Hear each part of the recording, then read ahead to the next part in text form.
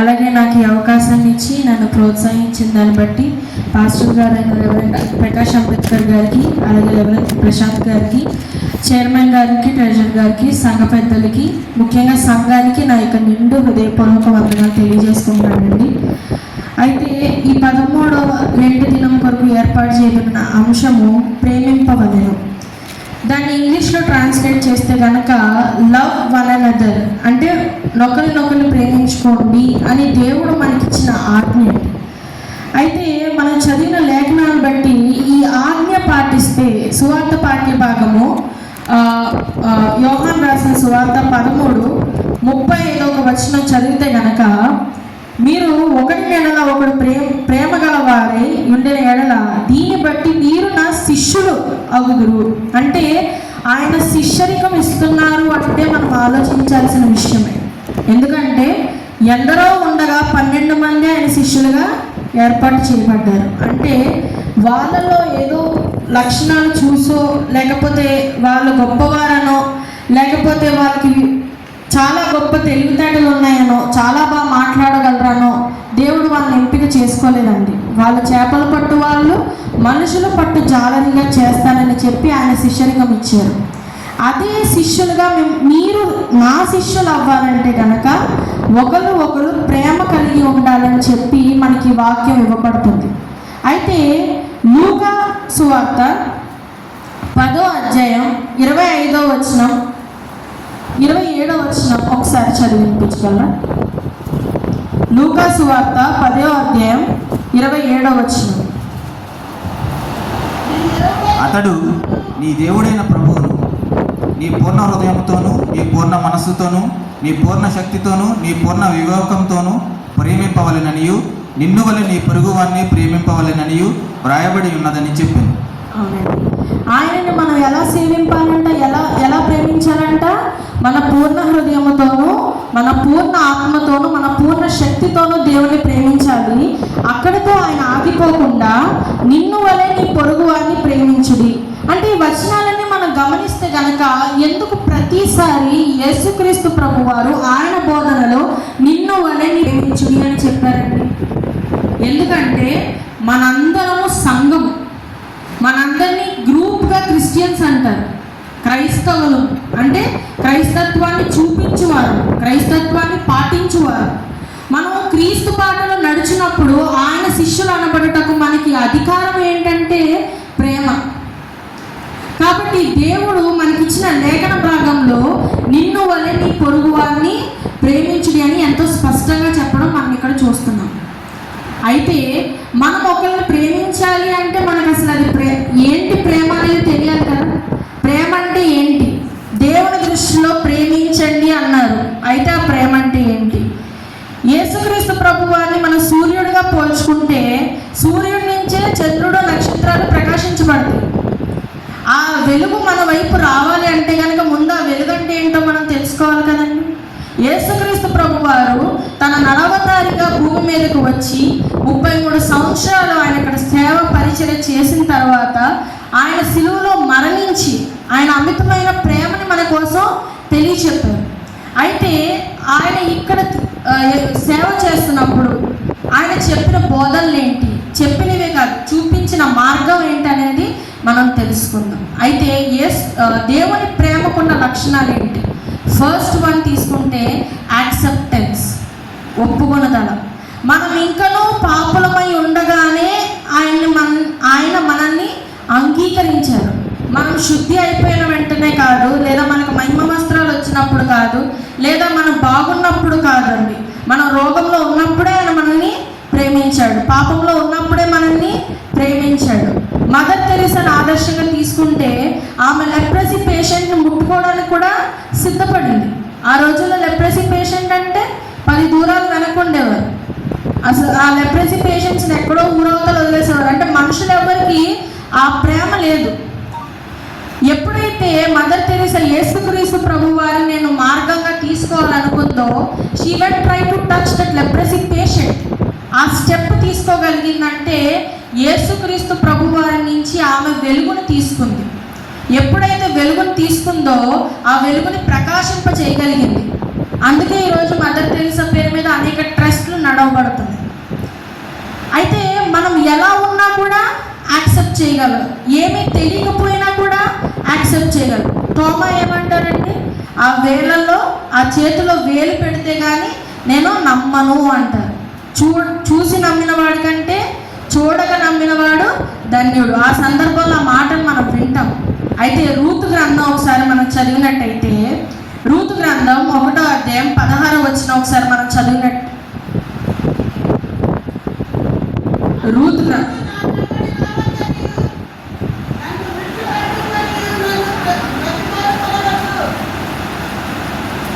ఇంకా చదువు.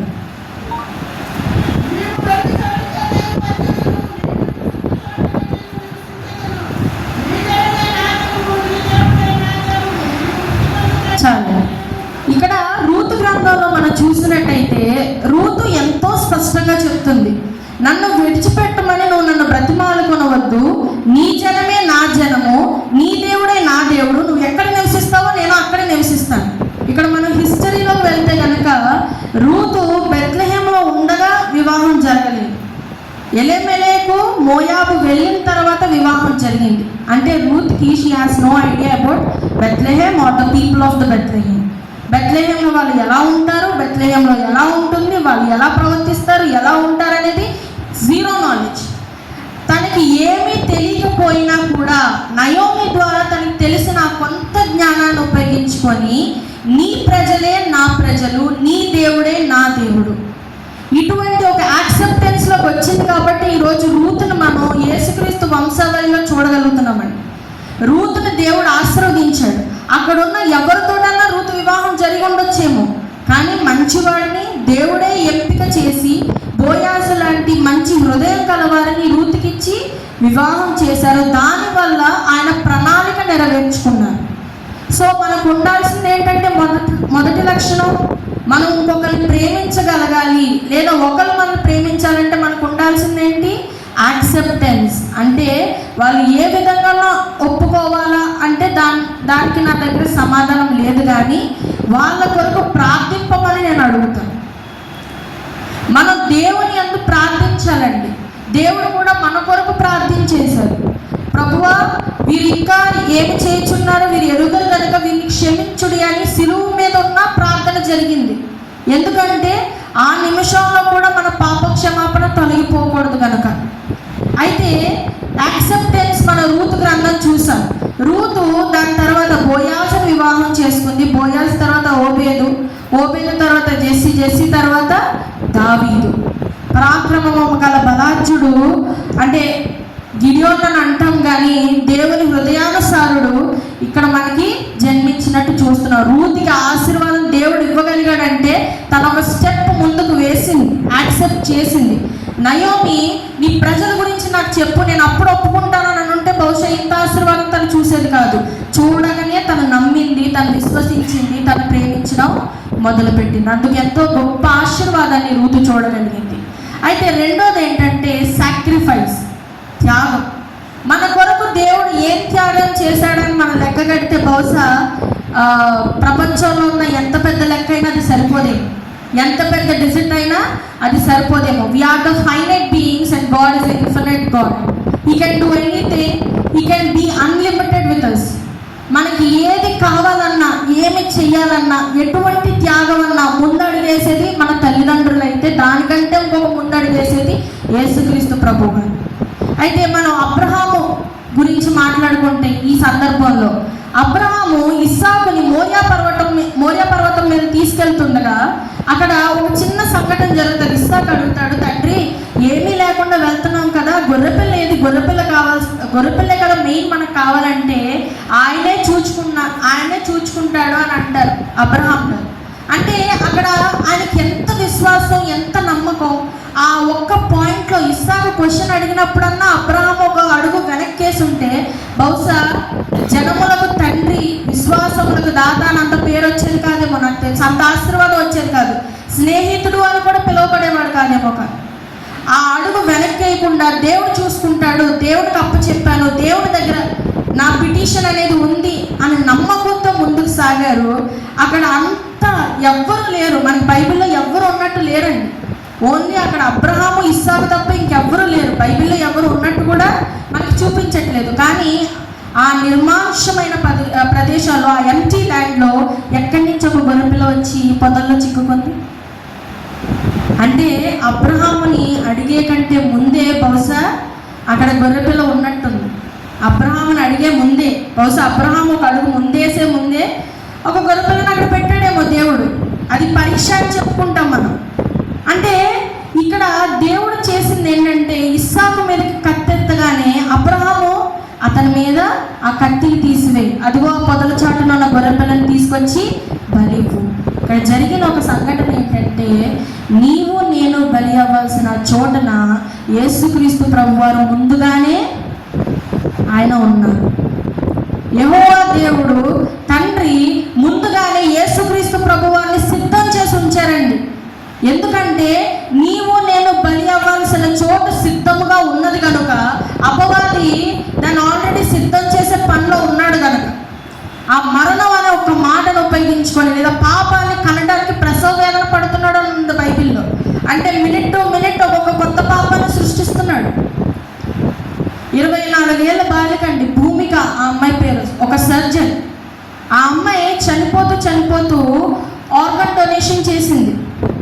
తన వల్ల ఈరోజు 5 ప్రాణాలతో నిలబడ్డారు. తను చనిపోయినా కూడా బ్రతికే ఉంది. ఎందుకంటే తను చేసిన త్యాగం. మనం చేసిన త్యాగం బహుశా మనుషులు మర్చిపోవచ్చేమో, మనం చేసిన పనులు బహుశా మనుషులు విడిచిపెట్టొచ్చేమో, కానీ యేసుక్రీస్తు ప్రభు వారికి నీవు ఎవరో ఎరిగినప్పుడు, నీవు ఏంటనేది ఎరిగినప్పుడు ఖచ్చితంగా ఆయన మాత్రం విడిచిపెట్టడండి. అబ్రహాము వెంటే ఉన్నాడు. అబ్రహాము అలా చేస్తాడని తెలిసి ముందుగానే మొత్తం సిద్ధం చేశారు.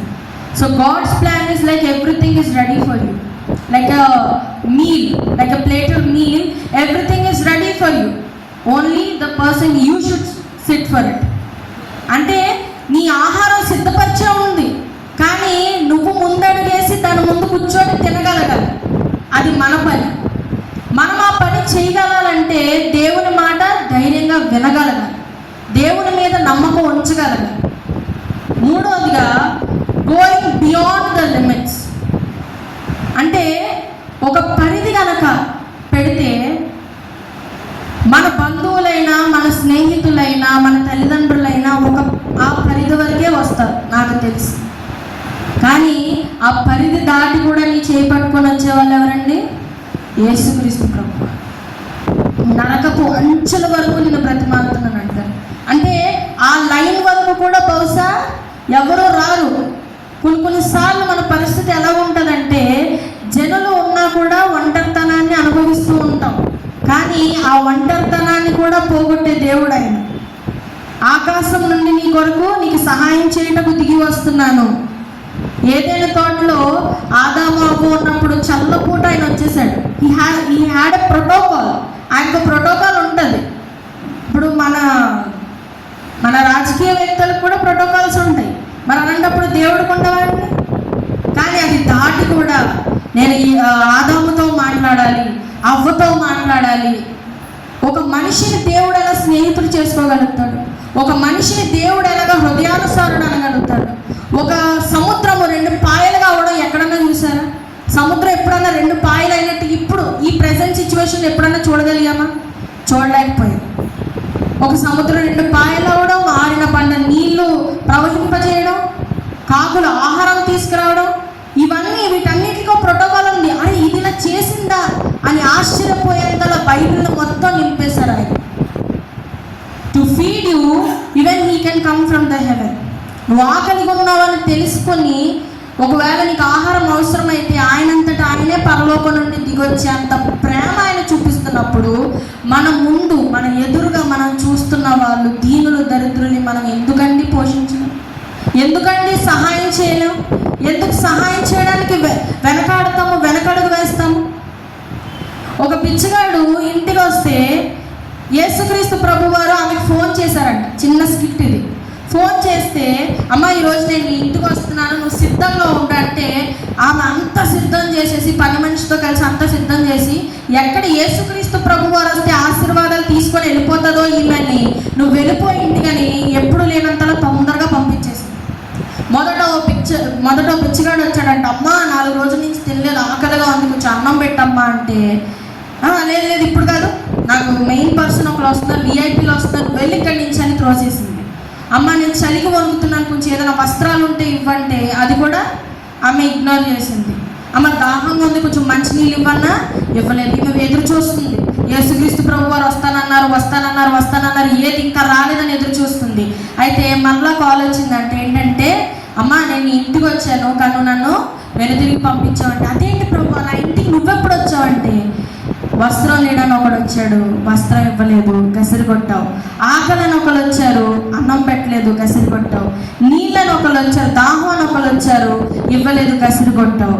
వాళ్ళలో నేను ఉన్నానమ్మా. పరలోకం వెళ్ళినప్పుడు అక్కడ ఉన్న వాళ్ళందరితోనూ దేవుడు అంటాడంట, నేను ఆకలిగా ఉన్నప్పుడు మీరు నాకు ఆహారం ఇచ్చారు, నేను వస్త్రాలు కావాలన్నప్పుడు మీరు నాకు వస్త్రాలు ఇచ్చారు, నేను దాహంగా ఉన్నప్పుడు మీరు నాకు మంచినీళ్ళు ఇచ్చారంటే, ప్రభువా ఇది మేమెప్పుడు చేసాం, నువ్వెప్పుడు మా దగ్గరికి వచ్చావంటే, అక్కడ వాక్యం ఏముంటుందండి, దీనులను దరిద్రులను ఆదుకునేవాడు. పౌలు దమస్కు పట్టణానికి వెళ్తున్నప్పుడు నీవు నన్ను ఎలా హింసించుచున్నావు అన్నారు కానీ నువ్వు నా ప్రజల్ని ఎందుకు హింసిస్తున్నావు అని అనలేదు. అంటే we are equals to him, we are nobody, we don't have any eligibility to be equal to God, but because of his grace and kindness we are equal to God. మనం ఏమాత్రం అర్హత లేని వాళ్ళం ఆయనకి సమానులుగా ఉండడానికి, కానీ ఆయన కృపను బట్టి, ఆయన దయా వాత్సల్యాన్ని బట్టి మనం ఆయనకి సమానులమయ్యాం. ఆయన నీ కుడి చేతిని పట్టుకొని ఉన్నాడు అన్నాడు. అది మనం ఇప్పుడు మాట్లాడుకుంటాం. ఎస్తేరు గ్రంథంలో ఎస్తేరు గ్రంథం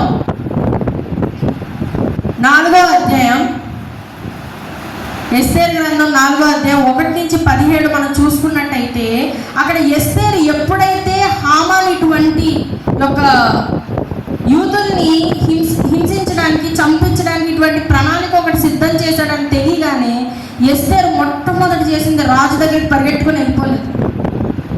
ముందు 3 రోజులు ఉపవాసం చేసింది. అంటే రాజు కంటే ముందు ఎవరిని పెట్టింది? రాజును పెట్టింది. ప్రభువా నీవే మా తరపున పోరాడు. She has a limit. Without the Kings call she student even enter in to the royal palace.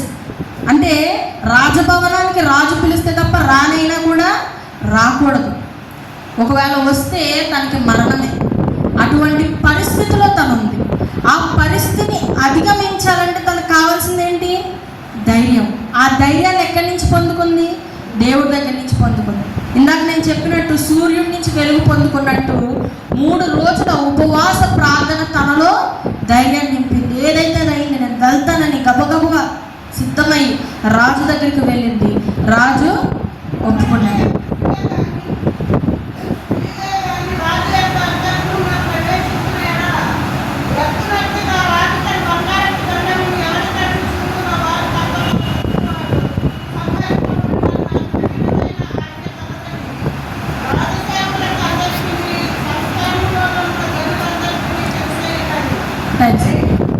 అయితే ఇప్పుడు ఎప్పుడైతే ఎస్తేరు ఆ స్టెప్ తీసుకుందో వెనువెంటనే రాజు దగ్గరికి వెళ్ళిపోయి, రాజా ఇది సమస్య అని చెప్పలేదు. అక్కడ తన తెలివిని ఉపయోగించింది. రాజుని ఇంకా మంచిగా చేసుకోవడానికి ట్రై చేసింది, ఇంకా ఇంప్రెస్ చేయడానికి ట్రై చేసింది. రాజు మనసు ఎలాగైపోయిందంటే, నా రాణి తన నన్ను చేస్తుందంటే తన మనసులో ఏదో పెద్ద కోరిక ఉందేమో, రాణి అడుగు, నా సగం ఆస్తి సగం రాజ్యాన్ని నీకు ఇవ్వడానికి నేను సిద్ధపడ్డానన్నప్పుడు, అప్పుడు ప్రభువా రాజా నా ప్రజల్ని రక్షించు అని అప్పుడు తన సమస్యను చెప్పింది. ఏ ఉరికోయి అయితే మోర్దికై కోసం సిద్ధం చేయబడిందో అదే ఉరికోయికి హామాను వేలాడదీయబడ్డాడు.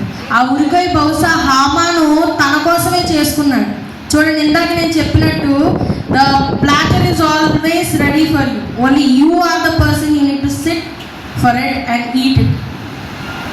దేవుడు నీ కొరకు ఆ విందు భోజనాన్ని సిద్ధం చేసి ఉంచాడు. ఏ భోజనానికైతే నీకు అర్హత ఉందో ఆ విందు భోజనం నీకు కావాలంటే మనం ఒక ముందడుగు వేసి అక్కడ కూర్చోగలగాలి. అది దేవుని ప్రణాళిక. ఎస్తేరు అంత భయంలో కూడా అంత విజయాన్ని సాధించిందంటే దేవుని ప్రేమను బట్టి, దేవుని కృపను బట్టి.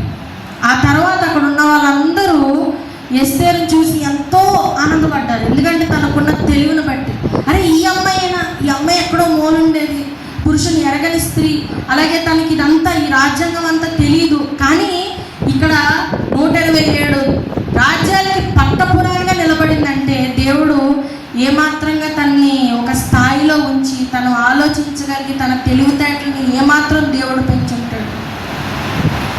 దేవుడు మన యందుంటే అపవాది సైన్యం అంతా కలిసి వచ్చినా ఏమీ చేయలేదండి.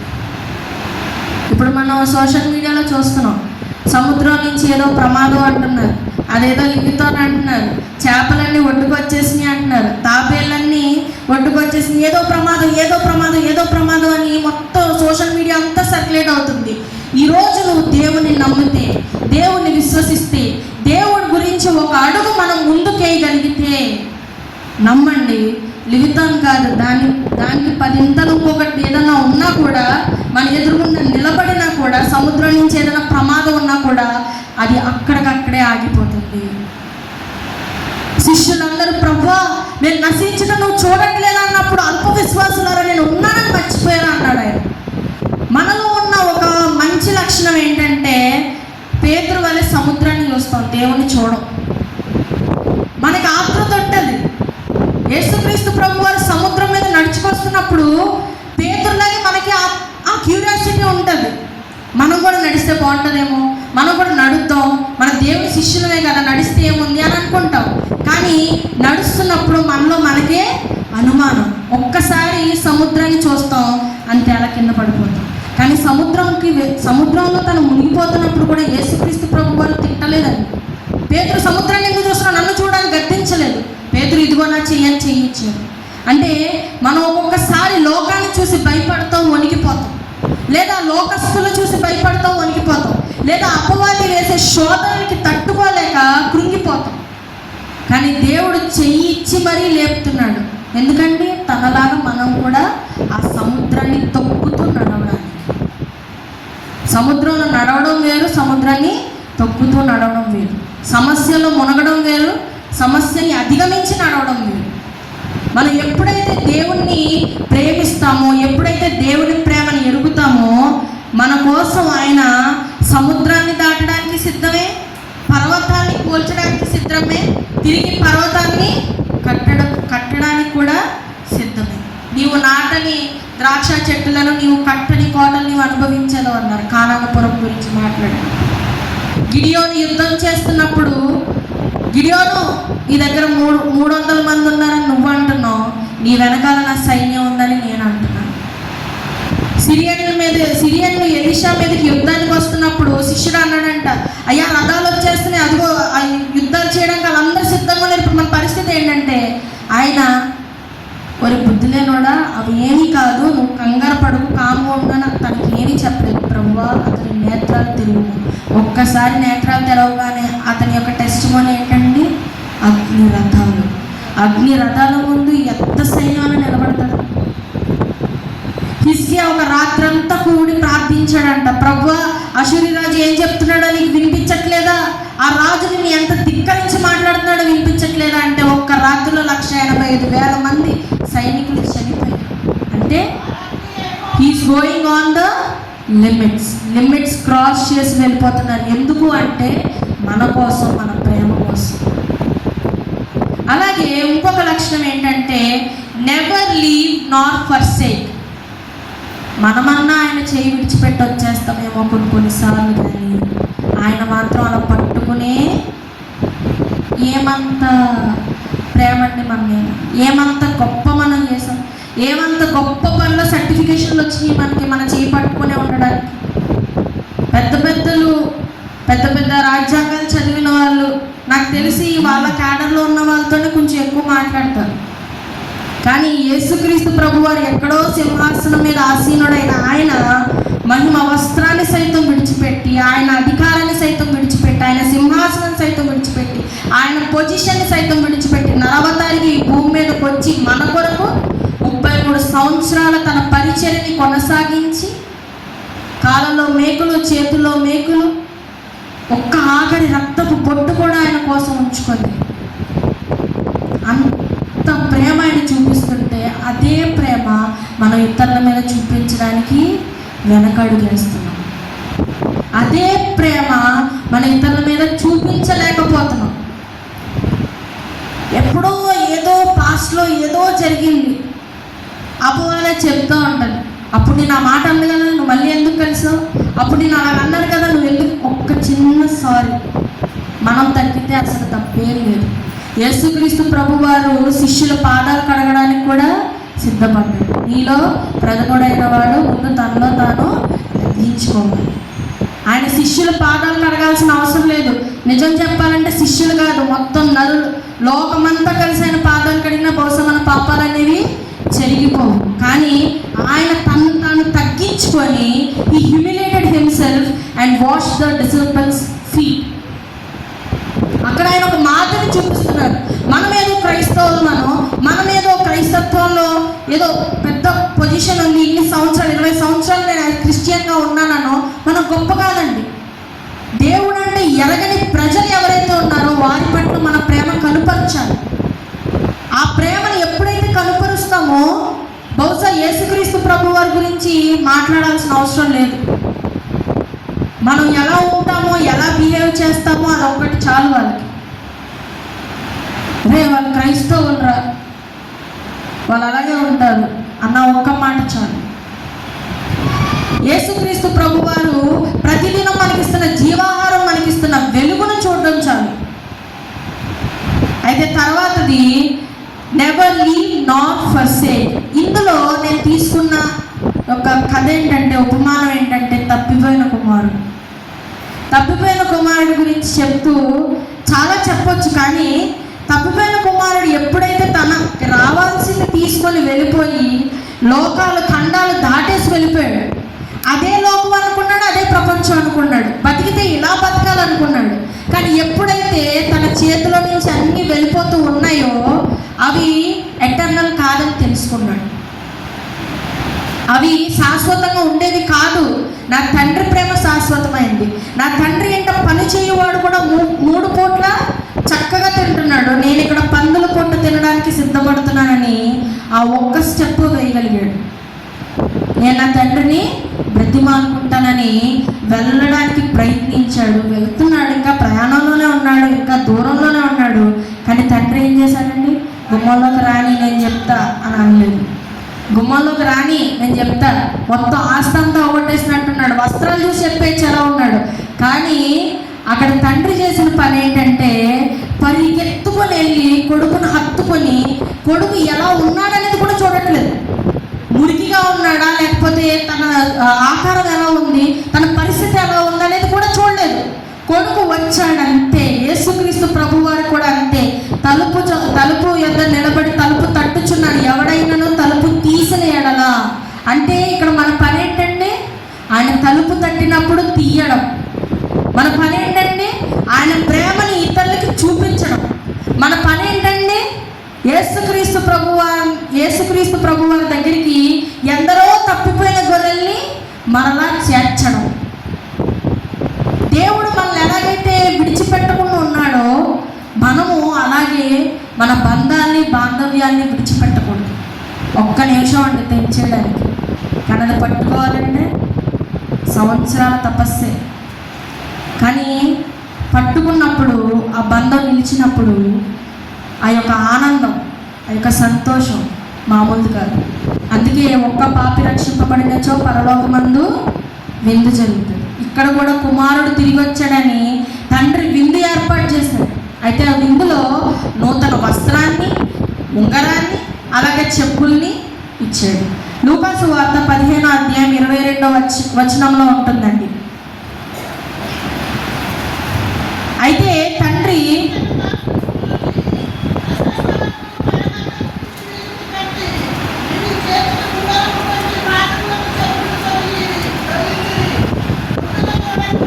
చాలు. అయితే ఇక్కడ మనం చూసినట్టయితే నూతన వస్త్రాన్ని, నూతన ఉంగరాన్ని, నూతన పాదరక్షల్ని ఆ కుమారునికి ఇచ్చారు. నూతన వస్త్రం ఇవ్వడంలో ఆ సింబలైజేషన్ ఏంటి, ఆ సిగ్నిఫికెన్స్ ఏంటి? తను చేసిన పాపాన్ని బట్టి తన వస్త్రాలు మురికి పట్టిపోయి తను ఎలా ఉన్నాడంటే తన పరిస్థితి చెప్పాలంటే చాలా బాధాకరంగా ఉంది. మురికి పట్టిపోయి ఉన్నాడు, ఆ పందులు మేపుతూ ఆ మురికి అంతా తనలో ఇంకా ఉంది. అయితే శుద్ధి సరిచేసి నూతన వస్త్రాన్ని తిరిగిచ్చాడు. కాగా ఎవడైనా నా యొద్దకు వచ్చిన ఎడల పాతవి గతించెను, సమస్తమును నూతనమైంది. ఇక్కడ కుమారుడికి సమస్తము నూతనమైపోయింది.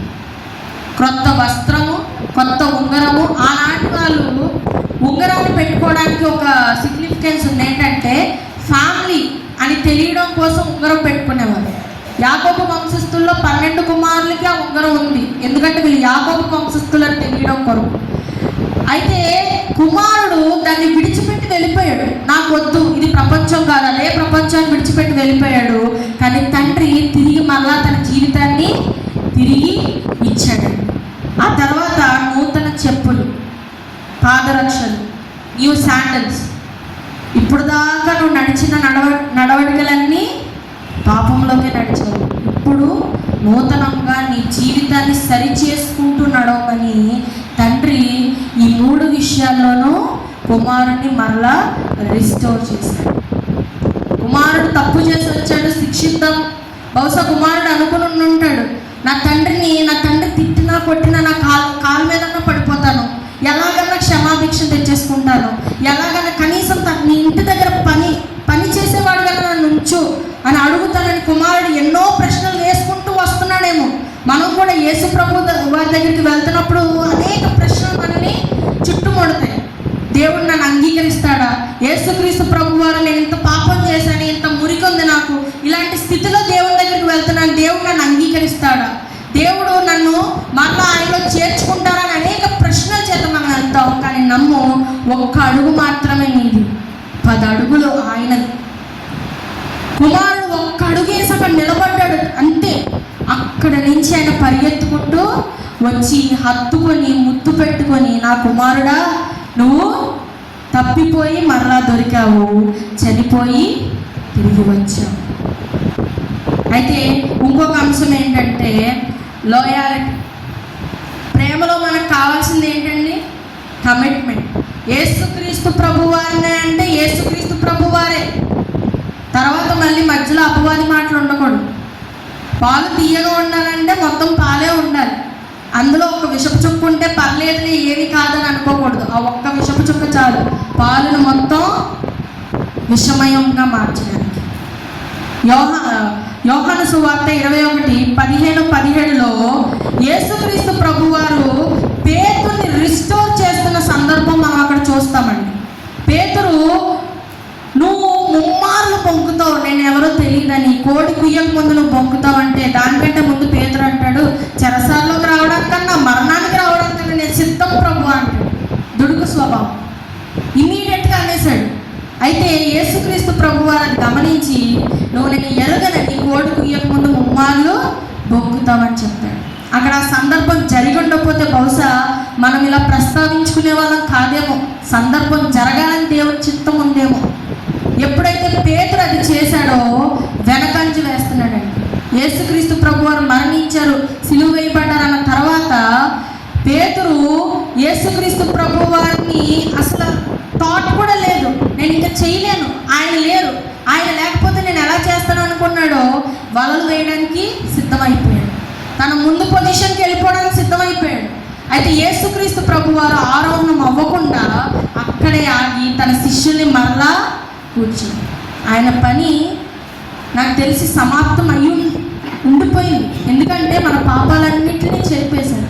కానీ యేసుక్రీస్తు ప్రభువారు తన ప్రేమ కొలది అక్కడే ఆగి ఆయన టైం తీసుకొని శిష్యులందరినీ మరలా ఒక చోట చేర్చి వాళ్ళకి పరిశుద్ధాత్మనిచ్చి, బహుశా పేతురు తర్వాత యేసుక్రీస్తు ప్రభువారు పట్టించుకోలేదనుకోండి, ఇంక పేతురు అలాగే వెళ్ళిపోయేవాడు, ఆయన సువార్త అలాగే మిగిలిపోయింది. ఆయన పని అయిపోయా కూడా ఇంకా ఆగి, పేతురు, డు యు లవ్ మీ? ఇక్కడ యోహాను సువార్త 21:21 Jesus asked Peter 3 times, Simon the son of God, do you love మీ? ఈరోజు అదే ప్రశ్న మన అందరినీ వేస్తున్నారు ఆయన. మేబీ ఐయామ్, నా పేరు చెప్పి వేయొచ్చు, లేదా మీ పేరు చెప్పి వేయొచ్చు. ఇక్కడ పేతుల్లో మన పేరుని పెట్టుకుంటే కనుక Jesus is asking that question to each and everybody in this community. ఈ చర్చిలో ప్రతి ఒక్కరిని యేసుక్రీస్తు ప్రభు అడుగుతున్నారు. అయితే మన ప్రశ్న అవును అంటే కనుక Peter replied, yes Lord, you know that I love you. అయితే ఫస్ట్ ఆయన చెప్పింది ఏంటంటే, ఫీడ్ మై ల్యాంబ్స్, నా గొర్రె పిల్లల్ని పోషించు. తర్వాత మళ్ళీ రెండోసారి అడిగారు, Peter the son of John, do you love me? Yes Lord, I love you, you know that. మరలా take care of my sheep. దాని తర్వాత మూడోసారి, Simon the son of God, do you love me? ఈసారి కొంచెం junk అడిగారు, 2 సార్లు అడిగారు, మూడోసారి కూడా అడుగుతున్నారు. Yes Lord, I love you, you know that. If you love me then feed my sheep. ఇక్కడ ఫస్ట్ ల్యాంబ్స్ని పెట్టాడు, అంటే గొర్రె పిల్లల్ని పెట్టాడు. బిగినర్ స్టేజ్, ఇంకా దేవుళ్ళలోకి రాని వాళ్ళు, ఇంకా దేవుణ్ణి ఎరగని వాళ్ళు, ఇంకా బాల్యంలోనే ఆ స్పిరిచువల్ బాల్యంలో ఉన్న వాళ్ళని దేవుని వాక్యం చేత పోషించమని మనకి చెప్తున్నారండి. అయితే రెండోసారి take care of my sheep. Sheep అంటే గొర్రెలు. గొర్రె పిల్లలు అయిపోయిన తర్వాత గొర్రెల దగ్గరికి వెళ్ళాలి. ఇక్కడ ఫీడ్ మై షీప్ అనలేదు, take care of my sheep అన్నారు. యవ్వనస్తులు తప్పక తొట్టిల్లుతారు, అంటే ఆ బిగినర్ లెవెల్ అయిపోయిన తర్వాత ఇంటర్మీడియట్ లెవెల్. టేక్ కేర్ అంటే గొర్రెలు తప్పిపోకుండాన్నట్లు చూసుకో. మూడోసారి ఫీడ్ మై షీప్, నా గొర్రెలని నా వాక్యముతో నింపు. ఇక్కడ పేతురు బహుశా తప్పిపోయిన కుమారులాగే ఒక అడుగు వెనక్కేసాడు. దేవుడు నన్ను క్షమిస్తాడో లేడో, నేను చేసిన తప్పునైనా క్షమిస్తాడో, నేను చేసిన ఈ పాపాన్ని అపరాధాన్నైనా క్షమిస్తాడా, నన్ను చేర్చుకుంటాడన్న ప్రశ్నలతోటి వెనుతిరిగి వెళ్ళిపోయిన పేతుర్ని కూడా ఆయన పట్టుకొచ్చి మరలా సేవలో కూర్చోబెట్టి, ఇక్కడ చెరసాల్లోకి వెళ్ళిపోతున్నాడు అనగానే పేతురు భయంతో పొంగిన ఆయన అతను సాక్షి అయిపోవడానికి సిద్ధపడ్డాడంటే ఆ వెలుగును అందుకున్నాడండి. బహుశా దేవుని ప్రేమను చూసిన వ్యక్తి ఎవరు ఇంకొక ప్రేమ కోసం వెంపర్లాడరు. అలాగని యేసుక్రీస్తు ప్రభు వారి ప్రేమను అనుభూతి చెందిన వాళ్ళు లోకంలో మరి ఇంకేది ఆశించరు. ఎందుకంటే 10వ మెట్టు ఎక్కిన వాడికి 1వ మెట్టు పెద్ద అంత కాదు. యేసుక్రీస్తు ప్రభు వారి ప్రేమను అనుభవించిన వారికి లోక సంబంధులు ప్రేమించినా ప్రేమించకపోయినా దేవుని ప్రేమ ఉంటే చాలు. ఫైనల్గా చిన్న మాట చెప్పి ముగిస్తాను. Only one life, it will be soon past, but only what is done for Christ will last. మన జీవితం గడ్డి పువ్వు లాంటి, అది ఎంత తొందరగా వెళ్ళిపోతుంది అనేది మనకు కూడా తెలియదు. కానీ మనం ఉన్నంత కాలం యేసుక్రీస్తు ప్రభు వారి కోసం ఏదైతే చేశామో అది మాత్రమే సాక్ష్యం చెప్తుంది. ప్రమాదాలు లేదా ఎక్కడెక్కడో ప్రళయాలు వీటన్నిటిని పక్కన పెడితే యేసుక్రీస్తు ప్రభు వారు మన నావలో ఉండడానికి ఆయన సిద్ధపడ్డారు. ఆ నావలో నీవు ఉండడానికి సిద్ధమా, లేదా నీవు నేను ఉండడానికి సిద్ధమా? సిద్ధమైతే కనుక యేసుక్రీస్తు ప్రభు వారి ప్రేమ మనం చంద్రుడి వలె ఆ కాంతిని మనం తీసుకొని ఇతరులకు ఆ కాంతిని ఇవ్వగలగాలి. ఎందుకంటే ఆయన పేరు తెలిసిన ప్రజలు కొందరు, ఆయన ఎరగని వాళ్ళు ఎందరో. ఈ కొందరు మాత్రమే ఆ ఎందరినో యేసుక్రీస్తు ప్రభు మార్గంలోకి నడిపించగలిగే యుద్ధంలో మనం వాడతాం కదండి ఆయుధాలు. అయితే సైతాను మనల్ని ఎంత శోధిస్తుందంటే దేవుని మార్గం నుంచి ఎప్పుడు తప్పిపోతాడా అని చూస్తుంది. ఆకలి గల సింహం వలె తిరుగులాడుచూ ఉంటుంది అన్నమాట. ఆ సమయంలో దేవుళ్ళో నిలకడగా ఉండగలగాలి. అలా ఉండాలి అంటే మన కుండ నిండుగా ఉండాలి. నిండు కొండ తొలగదు అంటారు. అంటే ఎప్పుడైతే కుండ నిండుగా ఉంటుందో అది కదల్చబడదు. ఎప్పుడైతే వాక్యంతో నిండా నింపబడతామో మనం కదల్చబడం. మన కుండలో ఉన్నదాన్ని వేరే ఖాళీ కుండల్లో నింపగలగాలి. అప్పుడు ఏ కుండ ఎందరినీ నా వైపు తీసుకొస్తారో వాళ్ళు ఆకాశంలో నక్షత్రాలనే ప్రకాశిస్తారని వాక్యం చెప్తుంది. ఈరోజు మనందరం ఒకరినొకరు ప్రేమించుకోవాలి. అయితే ఎలా ప్రేమించుకోవాలి? వాళ్ళు ఎలా ఉన్నా we need to accept them. We need to be sacrifice. We need to contain that sacrificial heart. త్యాగపూరితమైన మనస్సుని మనలో ఉంచుకోగలగాలి. అంతేకాక మనము వాళ్ళ కోసం ఎంత దూరమైనా వెళ్ళిపోగలగాలి, ఎంత చేరువలో అయినా వాళ్ళతో ఉండగలగాలి. అంతేకాక దేవుని మనస్సుని మనం మనలో చూపించగలగాలి. చెప్పడం కాదు, చూపించగలగాలి. అప్పుడు చెప్పాల్సిన అవసరము మనకి రాదు. ఈరోజు నాకు ఇచ్చిన ఈ అంశాన్ని బట్టి దేవుని స్తుతిస్తూ ఒక చిన్న ప్రార్థన చేసి ఈ యొక్క సమయాన్ని ముగిస్తున్నాను.